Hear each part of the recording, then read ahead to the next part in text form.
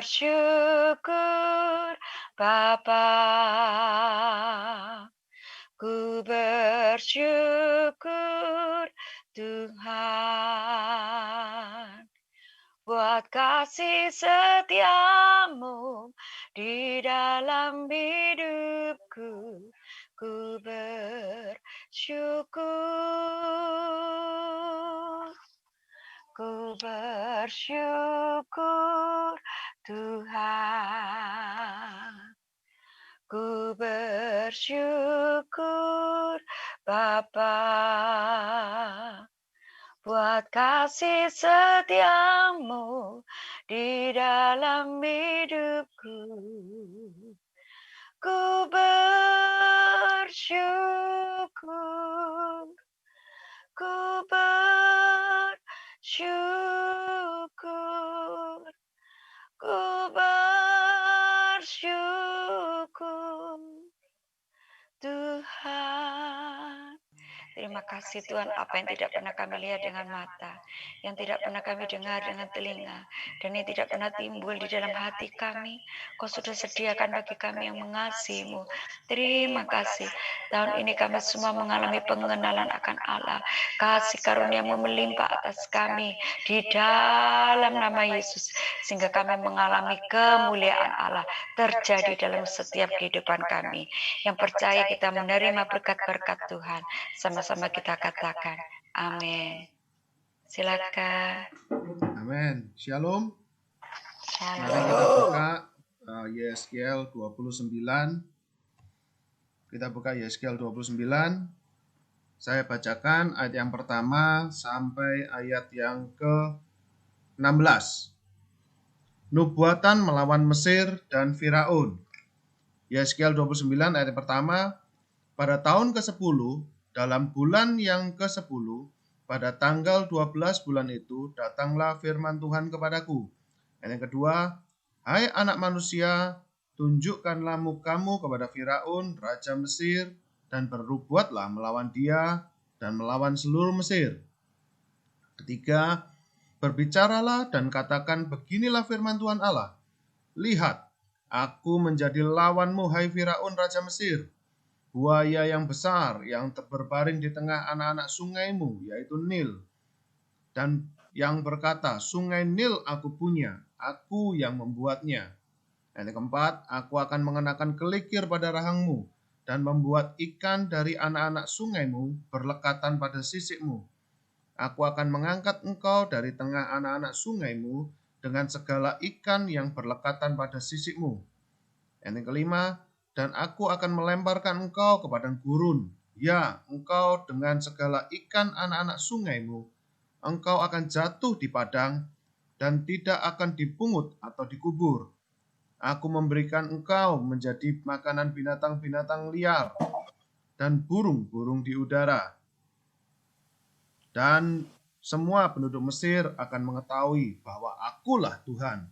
Oleh karena engkau ibarat tongkat bambu bagi kaum Israel.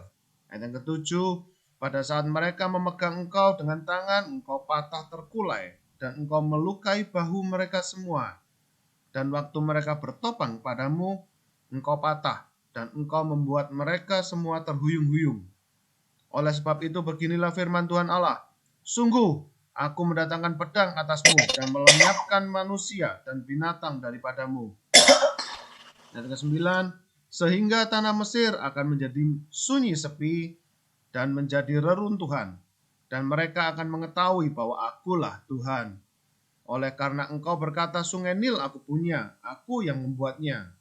10, maka sungguh aku menjadi lawanmu dan lawan anak-anak sungaimu, dan aku akan membuat tanah Mesir menjadi reruntuhan dan menjadi sunyi sepi mulai dari Migdol sampai Syene, bahkan sampai perbatasan tanah Ethiopia. 11, tidak seorang manusia pun akan melintasinya, bahkan seekor binatang pun tidak, dan tanah itu tidak akan didiami selama 40 tahun. 12, aku akan membuat tanah Mesir menjadi sunyi sepi di tengah-tengah negeri-negeri yang sudah dimusnahkan, dan kota-kotanya akan menjadi sunyi sepi di tengah kota-kota yang diruntuhkan selama 40 tahun. Aku akan menyerahkan orang Mesir di antara bangsa-bangsa dan menghamburkan ke semua negeri. 13. Sebab beginilah firman Tuhan Allah, pada akhir 40 tahun itu, aku akan mengumpulkan orang-orang Mesir dari tengah bangsa-bangsa di mana mereka berserak. 14. Dan aku akan memulihkan keadaan Mesir dan mengembalikan mereka ke tanah Patros, yaitu tanah asal mereka. Dan di sana mereka menjadi kerajaan yang lemah.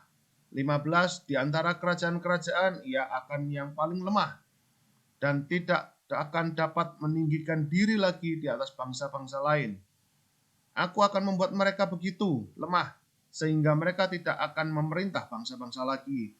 16. Dan bagi kaum Israel, mereka tidak lagi menjadi kepercayaan yang mengingatkan kesalahan Israel.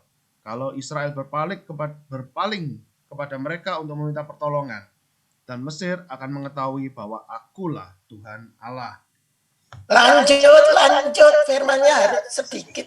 21 diselesaikan semua bacanya. 17. Lalu pada tahun ke-27 pada bulan pertama pada tanggal 1 bulan itu datanglah firman Tuhan kepadaku.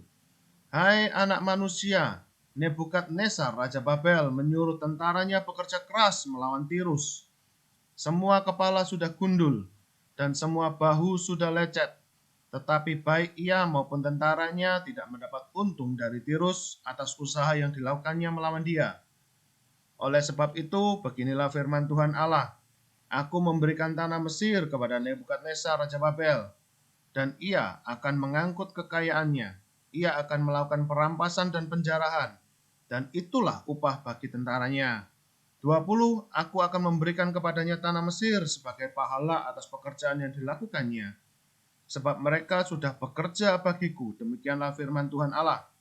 Ayat 21, pada hari itu aku akan menumbuhkan tanduk bagi kaum Israel dan membuat engkau dapat berbicara lagi di tengah-tengah mereka, dan mereka akan mengetahui bahwa akulah Tuhan. Amin. Yeskel 29 yang saya amati juga sepanjang kitab Yeskel itu ada satu kata yang diulang-ulang terus-menerus. Dan mereka akan mengetahui bahwa akulah Tuhan. Dan mereka akan mengetahui bahwa akulah Tuhan. Itu selalu diulang-ulang. Di sepanjang Yeskel 29 ada 3 kali. Nah, coba nanti kita akan belajar mengapa sih Tuhan selalu mengulang-ulang dan mereka akan mengetahui bahwa akulah Tuhan. Nah, kita review dulu sedikit. Yeskel 29, terutama yang ayat pertama sampai 17, dia bercerita tentang ayat pertama sampai 16, dia bercerita tentang hukuman bagi Mesir. Mengapa Mesir dihukum? Karena dia sebagai andalannya bangsa Israel pada waktu itu, dia gagal.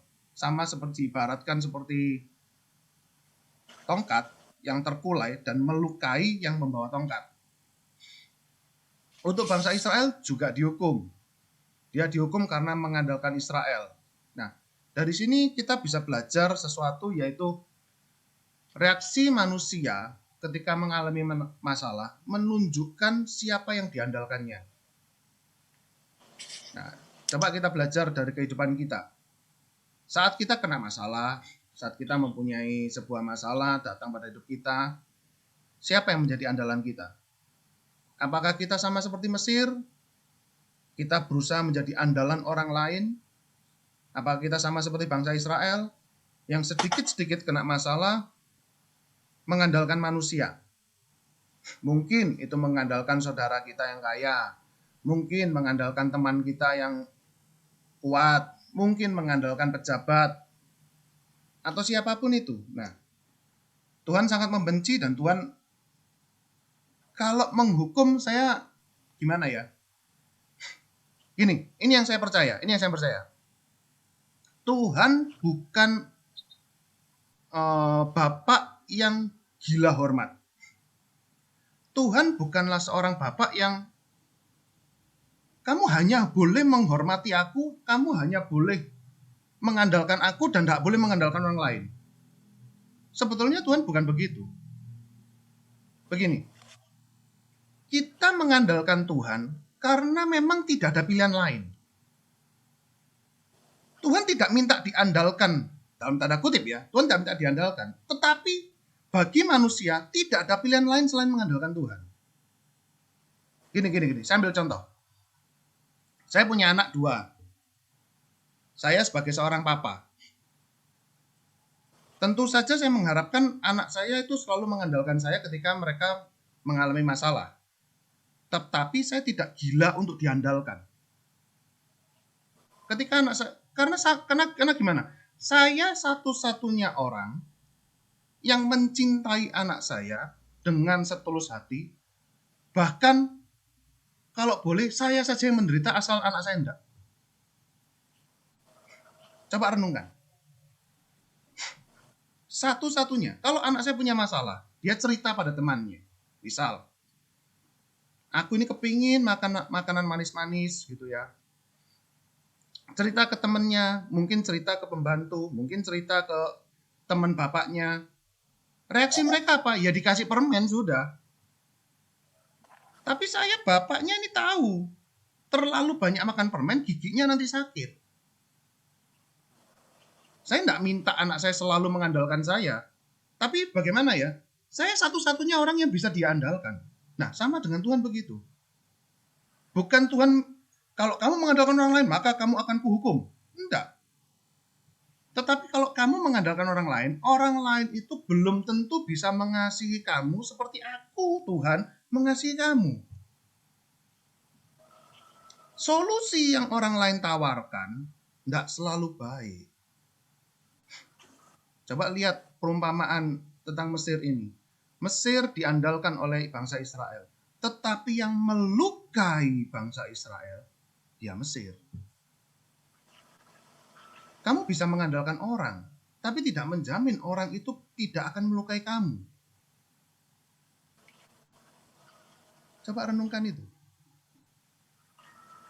Karena itu satu-satunya yang harus kita andalkan, tidak ada lain, Tuhan. Kenapa? Karena dia satu-satunya yang mencintai kita sampai rela berkorban. Boleh jadi Tuhan berkata begini, aku mengharapkan aku saja yang menderita, jangan sampai kamu. Loh, tapi kalau begitu kenapa kesannya Tuhan menghukum?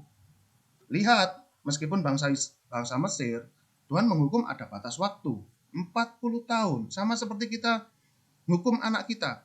Kamu karena nakal, kamu berdiri di pojok.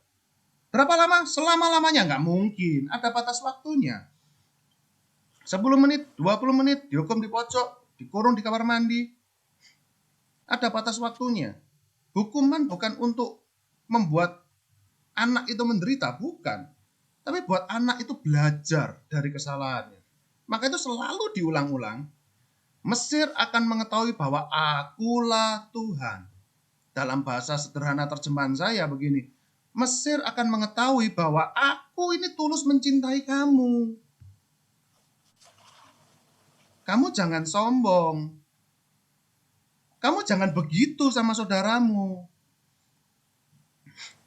Ingat ya, di hadapan Tuhan, semua manusia bersaudara. Sama-sama anaknya Tuhan.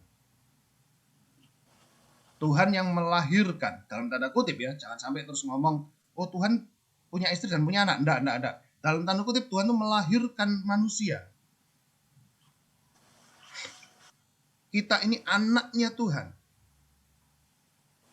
Dan Tuhan satu-satunya yang mencintai kita dengan tulus. Kasih saudara bisa? Bisa kasih saudara. Tapi lebih tinggi kasih Tuhan, kasih agape. Kasih seorang bapak lebih tinggi daripada kasih seorang saudara. Karena itu kalau Tuhan menghukum, jangan anggap Tuhan benci kita. Enggak. Meskipun itu dalam tanda kutip orang tidak kenal Tuhan, Tuhan tetap anggap mereka itu anaknya. Tuhan punya cara sendiri untuk mendidik mereka. Jangan sampai kita terlalu pede.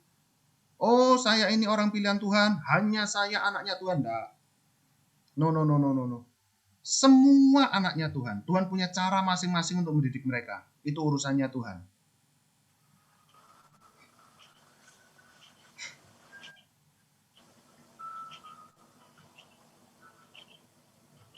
Nah, kenyataannya dalam kenyataan kita sekarang, manusia itu sangat kesulitan untuk menyadari bahwa Tuhan itu adalah sebagai Bapa yang baik.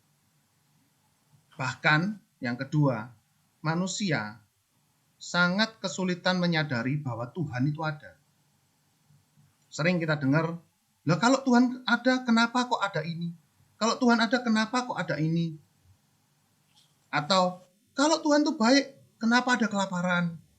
Kalau Tuhan itu baik, kenapa ada peperangan?" Itu kenyataan bahwa manusia kesulitan untuk menyadari.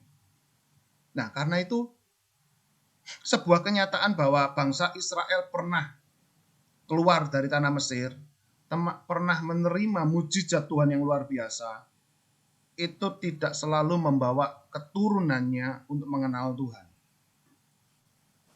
Betul enggak? Setuju enggak? Dulu, pendahulu-pendahulu mereka pasti mengenalkan cerita tentang Musa, cerita tentang Yosua, cerita tentang perbuatan-perbuatan Tuhan yang ajaib. Bangsa Israel pasti pernah dengar, pasti pernah diceritani. Tapi kenyataannya, cerita itu saja tidak membawa mereka mengenal Tuhan. Tidak membawa manusia, tidak membawa bangsa Israel khususnya pada waktu itu, menyadari bahwa Tuhan itu ada, menyadari bahwa Tuhan itu baik, menyadari bahwa Tuhan itu Bapaknya mereka. Ini kesulitan manusia. Nah, karena itu pagi ini, selain yang pertama, kita harus menyadari bahwa Tuhan itu Bapa yang baik. Yang kedua, kita harus memiliki pengalaman pribadi. Iman itu berbicara tentang pengalaman pribadi. Kita tidak bisa nunut imannya seseorang. Tidak bisa nunut. Pribadi lepas pribadi. Memang betul iman timbul dari pendengaran firman Tuhan. Tetapi itu saja tidak cukup. Buktinya apa? Buktinya bangsa Israel mendengar tentang firman Tuhan, mendengar kitab Kejadian, Keluaran, Imamat, Bilangan, mereka semua dengar. Tapi apakah itu menimbulkan iman? Belum tentu. Karena itu yang kedua, selain kita mendengar, kita harus mengalami firman itu. Yuk buka sama-sama 1 Yohanes 1 ayat 1 sampai 3. 1 Yohanes 1 ayat 1 sampai 3. Iman itu perlu dialami, firman Tuhan itu perlu dialami. Nah, ini step by stepnya ya, perhatikan baik-baik.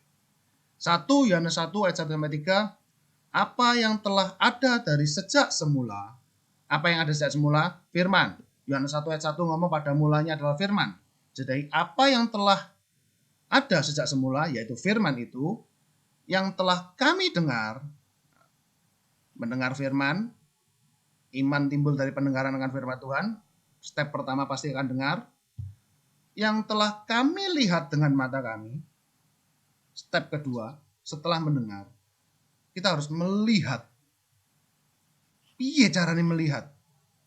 Melihat perbuatan-perbuatan Tuhan yang ajaib melalui firman. Itu hanya bisa kita alami saja.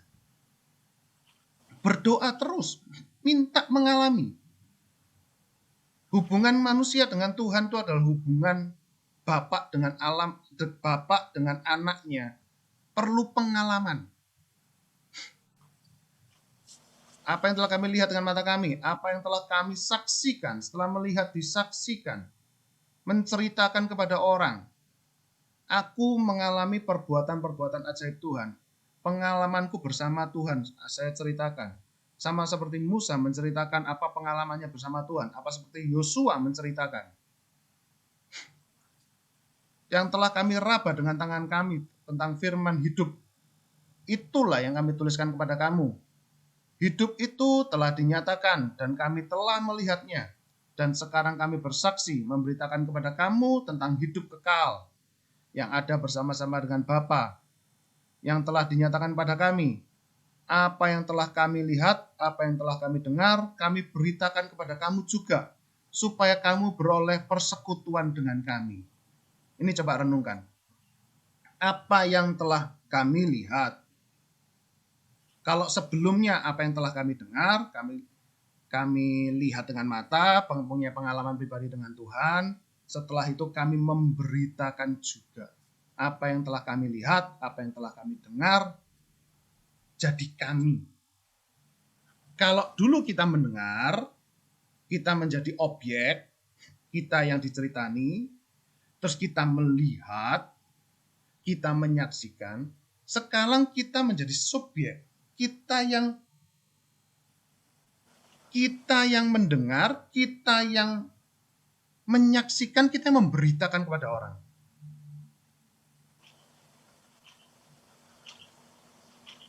Supaya kamu beroleh persekutuan dengan kami, supaya kita semua memiliki pengalaman yang sama. Jadi kegagalan bangsa Israel pada waktu itu, dia hanya mendengar cerita tentang Tuhan, belum sempat melihat perbuatan-perbuatan ajaib. Dia hanya melihat dari masa lalu saja, tapi pengalaman pribadi belum dia alami. Apalagi untuk menyaksikan kepada orang. Kan itu kesimpulan saya di Yeskel 29 tuh ini. Yang pertama, kita harus menyadari bahwa Tuhan itu Bapa yang baik. Kita harus menyadari itu. Dia bukan sembarangan menghukum, hendak lebih mendidik. Terbukti bangsa Mesir tidak dilenyapkan. 40 tahun itu bukti didikan Tuhan pada bangsa Mesir. Bangsa Mesir pun anaknya, dia ingin bangsa Mesir pun juga bertobat. Dan yang kedua, alami sendiri pengalaman-pengalaman iman bersama dengan Bapa yang baik itu. Alami sendiri. Gagal mengalami, kita akan gagal untuk mengandalkan. Karena bagaimana ya, apalagi kita ini gereja Pentakosta, kita dikenal sebagai gereja yang mengalami Tuhan secara pribadi. Tuhan tidak akan, kita tidak akan pernah gampang-gampang untuk menyangkal iman kita. Karena satu, saya ini ngalami kok. Orang kan tidak bisa ngomong. Orang ngomong, Alkitabmu salah, Tuhanmu salah, dan sebagainya. Tak akan pernah ada keraguan. Kenapa? Saya ngalami kok. Zaman Tuhan saya ngalami. Mujizat Tuhan saya ngalami. Dan yang ketiga, setelah kita ngalami, kita bersaksi. Kita menceritakan kebaikan Tuhan. Memang betul, kesaksian kita mungkin tidak akan mempertobatkan orang. Mungkin. Hanya kuasa Roh Kudus yang bisa mempertobatkan orang. Tetapi ini penting. Sebagai jembatan pintu masuk. Pengalaman. Kita bercerita pengalaman-pengalaman kita bersama Tuhan. Saya pernah ditolong Tuhan. Saya ceritakan. Pada saat saya tidak malu-malu ngomong pada waktu awal-awal saya kerja, tahun 2005. Baru lulus kuliah, kerja, langsung kena masalah. Buka sebuah usaha modal 100 juta langsung kena masalah, jadi punya hutang 350 juta. Siapa yang tolong? Tuhan yang tolong. Saya bisa kerja secara hitungan-hitungan manusia. Saya dapat langganan itu yang selalu rutin ngambil, tetapi ketika saya hitung-hitung harganya sangat ngepres sekali. Pikir-pikir untuk nyicil mungkin sulit. Tapi mau nggak mau ya saya jalani. Kenyataannya saya bisa nyicil. Tuhan tolong pada waktu itu 2005, 2006, 2007. Siapa yang ingat 2008, 2009 itu ada krisis. Di tengah-tengah krisis itu saya mendapatkan mujizat. Dari krisis saya dapat mujizat. Kenapa? Harga-harga melambung tinggi karena harga minyak dunia naik. Tali rafia harganya naik tinggi. Untung saya banyak. Saya bisa nyicil utang. Bukan hanya sekali nyicil, langsung lunas. Mujizat Tuhan berlipat-lipat pada waktu itu. Melalui krisis, saya bisa diberkati Tuhan. Kalau sekarang krisis lagi, percayalah, melalui krisis ada peluang, ada opportunity untuk kita melesat naik. Apa itu temukan? Pengalaman bersama Tuhan temukan. Ayo berjalan bersama Tuhan. Ayo mengalami mujizat Tuhan sendiri. Nanti setelah mengalami kita bisa cerita. Dan cerita itu penting supaya mereka yang belum pernah mengalami tertarik untuk ikut mengalami bersama Tuhan. 3 hal yang saya bagi hari ini. Sadari bahwa Tuhan itu Bapa yang baik. Alami pengalaman-pengalaman iman bersama Tuhan, bersama Bapa yang baik itu. Dan yang ketiga, bersaksi, menceritakan pengalaman-pengalaman iman itu pada teman-teman yang lain. Amin. Tuhan Yesus memberkati. Saya kembalikan pada Bu Gembala. Ya,